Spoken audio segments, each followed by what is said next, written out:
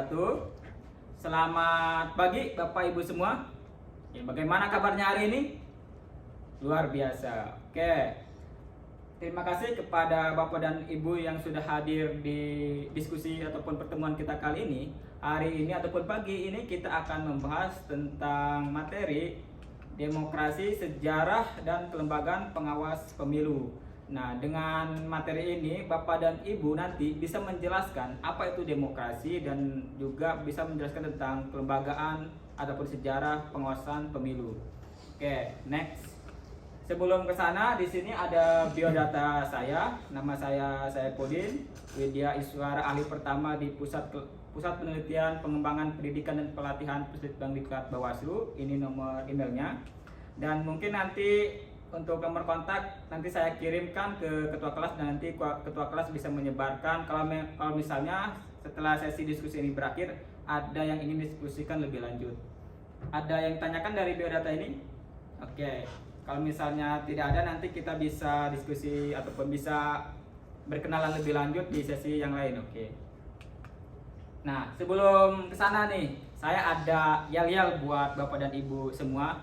Walaupun saya tahu di sini udah ada yang pernah mendengar yel-yel ini, dan ini untuk menyemangati kita dan juga untuk membuat kita lebih fokus lagi tentang materi ataupun di pertemuan kita kali ini. Nah, ketika saya bilang Bawaslu, nanti Bapak dan Ibu bisa katakan bersama rakyat awasi pemilu, bersama Bawaslu tegakkan keadilan pemilu. Oke, bisa Bapak dan Ibu? Oke, saya coba ya, tes. Bawaslu bersama rakyat awasi pemilu, bersama Bawaslu tegakkan keadilan pemilu. Oke, sekali lagi ya, kurang semangat kayaknya nih. Padahal kan ini masih pagi ya. Oke, saya coba lagi ya. Bawaslu bersama rakyat awasi pemilu, bersama Bawaslu tegakkan keadilan pemilu. Oke, tepuk tangan buat kita semua, luar biasa. Oke, kita coba masuk ke materinya. Dan sebelum ke materi, saya ingin menjelaskan tentang hasil belajar dan indikator hasil belajar. Nanti setelah Bapak dan Ibu mempelajari mempelajari materi ini, Bapak dan Ibu bisa menjelaskan pemilu yang demokratis itu seperti apa, kemudian sejarah dan proses kelembagaan pengawas pemilu itu seperti apa. Kemudian indikatornya adalah yang pertama, Bapak dan Ibu bisa menjelaskan pemilu yang demokratis dan konsep pengawasan pemilu. Nanti kita jelaskan di slide selanjutnya yang lebih detail. Kemudian yang kedua adalah Bapak dan Ibu bisa menjelaskan sejarah pengawasan pemilu di Indonesia, mulai dari Orde Baru sampai dengan sekarang. Kenapa sih tidak dimulai dari Orde Lama? Nanti kita diskusikan di slide selanjutnya. Kemudian yang ketiga, setelah pembelajaran ini Bapak dan Ibu bisa menjelaskan penguatan kelembagaan Bawaslu mulai dari pemilu 2009 sampai dengan pemilu sekarang ini. Bawaslu mengalami penguatan secara tupoksi. Nanti Bapak dan Ibu harus mengetahui apa sih penguatan yang kemudian penguatan yang diemban oleh Bawaslu itu sendiri. Oke, sebelum ke sana saya ingin tahu nih, Bapak dan Ibu di sini kan saya tahu ada yang latar belakang ilmu politik ya. Coba di sini yang ilmu politik materi siapa saja? Oke. Kemudian ada selain ilmu politik atau ilmu hukum. Oh, ada manajemen ya? Ada manajemen. Ada juga pertanian. Oh, ada pertanian. Oke. Untuk coba sebutkan contoh negara demokratis, ada yang bisa menyebutkan? Oh iya, Pak Ari. Oh, Amerika. Terima kasih. Kemudian ada lagi yang bisa menyebutkan? Pak Adi. Oke. Inggris ya, Pak Adi. Kemudian ada lagi yang bisa menjelaskan? Ibu Putri. Oke, Ibu Putri. Apa tadi, Ibu?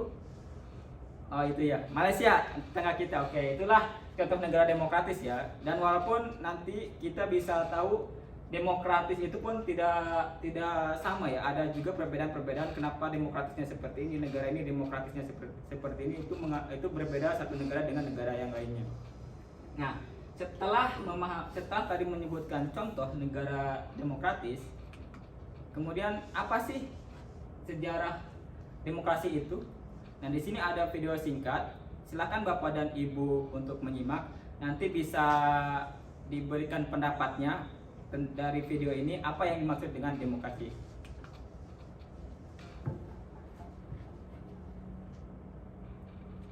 Sejarah demokrasi di dunia. Gagasan demokrasi mulai muncul dan berkembang Oke, udah ya. Itu tentang sejarah demokrasi singkat di dunia. Kalau begitu, ada yang bisa menyebutkan apa sih demokrasi? Ya, sebelum ke sana, ada yang tahu ini foto siapa? Oh ya, bukan foto bapaknya Pak Ari ya, bukan ya? Ini fotonya, ada yang menyebutkan siapa foto siapa ini? Nah, ini fotonya Abraham Lincoln ya. Abraham Lincoln adalah presiden Amerika dan dia salah satu presiden Amerika yang mempunyai kontribusi besar di dalam menciptakan negara Amerika yang superpower sampai sekarang. Nah, kemudian inilah quote yang sering dikutip dari Abraham Lincoln, dan ini bisa dikatakan bisa merepresentasikan apa sih itu demokrasi. Nah, Abraham Lincoln mengatakan bahwa pemerintahan demokrasi adalah pemerintahan dari rakyat, oleh rakyat, dan untuk rakyat. Maksudnya seperti apa? Ada yang bisa menjelaskan? Ya, Pak Adi. Oke, terima kasih atas pendapatnya Pak Adi. Ada lagi yang bisa menjelaskan? Oke, Ibu Putri. Oke ya, terima kasih Ibu Putri atas pendapatnya. Oke, nah, jadi apa sih yang dimaksud demokrasi?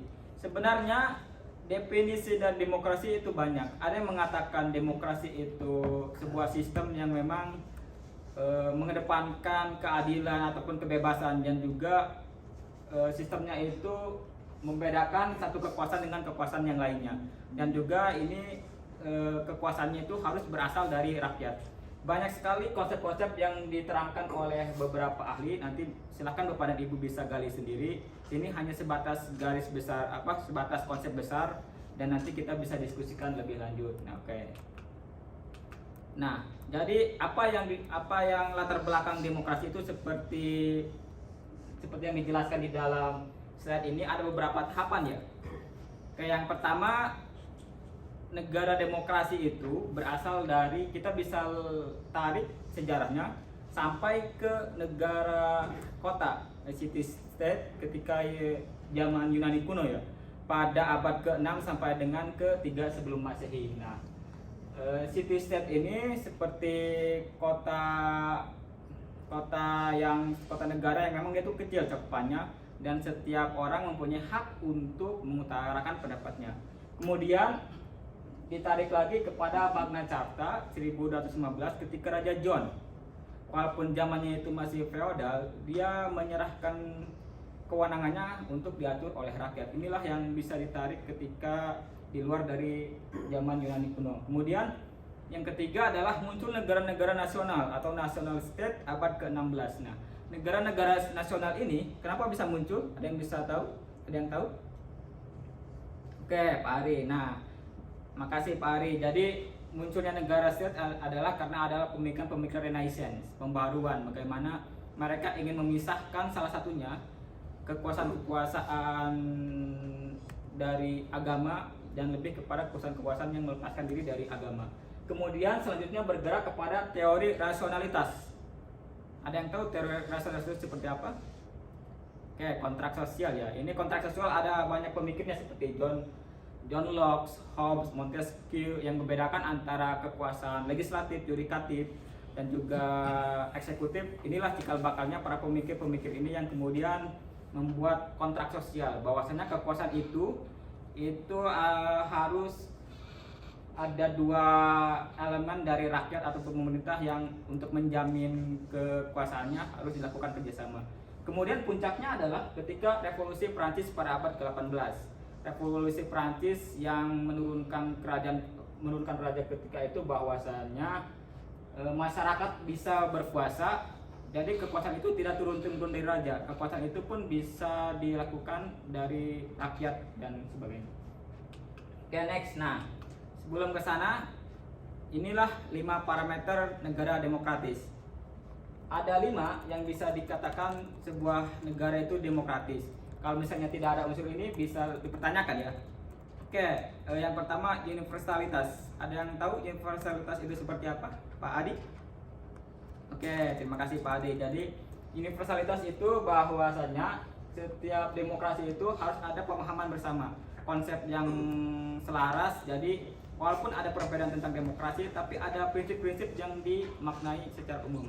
Kemudian kesetaraan, equality, setiap negara ataupun harus setiap rakyat mempunyai kesetaraan di dalam negara demokrasi. Kemudian kebebasan untuk berpendapat dan sebagainya. Kemudian ada kerahasiaan ketika pemilu, maka kita dijamin kerahasiaannya. Kemudian transparansi ini adalah ketika penyelenggara pemilu itu bisa diaudit bagaimana penyelenggaraannya, bagaimana tahapannya, itu semua orang bisa mengakses ataupun tahu bagaimana prosedur yang dijalankan. Nah, kemudian 8 prinsip pemilu demokratis. Nah, sebenarnya dari yang tadi dijelaskan ada sedikit perbedaan, cuman ini lebih detail lagi. Yang tadi itu lebih umum. Yang pertama, pemilu demokratis itu minimal ada 8 prinsip. Yang pertama, periodic election. Ada yang tahu periodic election? Ya, Pak Pram?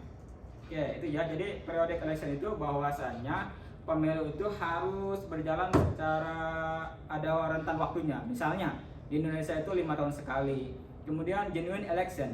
Genuine election ini pemilu itu bisa berjalan ketika kondisinya kondusif. Kalau misalnya kondisinya perang itu susah untuk dijalankan. Free election itu adanya kebebasan. Kemudian fair election adanya keadilan kita sebagai warga negara di dalam pemilu. Kemudian universal suffrage adalah kemampuan ataupun menjamin hak memilih dan pilih berdasarkan undang-undang ya. Ketika kita mempunyai hak dipilih, kita bisa mengajukan. Kemudian equal suffrage itu jadi satu orang itu mempunyai satu suara dan satu nilai, maupun itu petani ataupun presiden itu mempunyai satu suara. Kemudian voting by secret ballot artinya ketika kita memilih kita dijamin kerahasiaannya. Kemudian yang terakhir adalah honest counting and reporting of result. Artinya apalagi kita sebagai penyelenggara pemilu ya, Bawaslu itu harus bisa bekerja secara profesional sesuai dengan prosedur dan aturan lah. Ini disebut dengan honest counting and reporting of result. Oke, ada yang tanyakan sampai di sini, Bapak dan Ibu? Oke, kalau tidak ada kita lanjut ya ke selanjutnya. Oke, di sini ada beberapa penugasan. Silakan Bapak dan Ibu untuk mencari. Di sini karena ada 40 orang ya, saya bagi satu kelompok 5 orang. Silahkan diskusikan nanti besok malam bisa dikumpulkan. Nanti saya kirim emailnya ke ketua kelas dan ketua kelas nanti bisa menyebarkan ke setiap ketua kelompoknya. Tugasnya adalah apa sih perbedaan demokrasi dengan sistem yang lain? Pertama, dengan komunisme, apa sih perbedaannya? Yang kedua adalah dengan fasisme, apa sih perbedaannya? Kemudian yang terakhir adalah dengan sosialisme. Silahkan Bapak dan Ibu yang nanti dibagi kelompoknya tulis di dalam Word, nanti bisa dikirim ke email saya apa sih perbedaan demokrasi dengan komunisme, fasisme, dan sosialisme. Oke, ada yang tanyakan dari penugasan ini? Oke, jelas ya, sudah cukup jelas. Oke, next. Oke, kesimpulannya. Oke, untuk kesimpulan silakan. Ada yang mau menyimpulkan? Oke, Bapak Ari, silakan Pak Ari. Oke, terima kasih Pak Ari atas kesimpulannya itu ya. Jadi menurut Pak Ari itu demokrasi sebuah lembaga yang dibedakan antara satu kekuasaan dengan kekuasaan lainnya. Oke, Pak Reja, apa kesimpulannya Pak Reja? Oke, Pak Reja terima kasih atas pemaparannya. Jadi menurut Pak Reja adalah bahwa demokrasi sebuah sistem yang berasal dari rakyat. Kalau Pak Pram? Oke, terima kasih Pak Pram atas pendapatnya. Pak Pram itu lebih merangkum kedua pendapat tadi ya. Oke, itu ya untuk kesimpulannya. Nah, untuk referensi nanti silahkan Bapak dan Ibu untuk melihat di sini kalau misalnya ada beberapa hal yang ingin dielaborasi lagi. Oke, mungkin itu ya dari saya, karena mungkin ada materi selanjutnya untuk sesi ini saya mungkin akhiri. Sebelumnya yel-yel dulu. Oke, Bawaslu luar biasa. Oke, tepuk tangan dulu buat kita semua. Oke, saya akhiri. Wabillahi taufiq wal hidayah. Wassalamualaikum warahmatullahi wabarakatuh.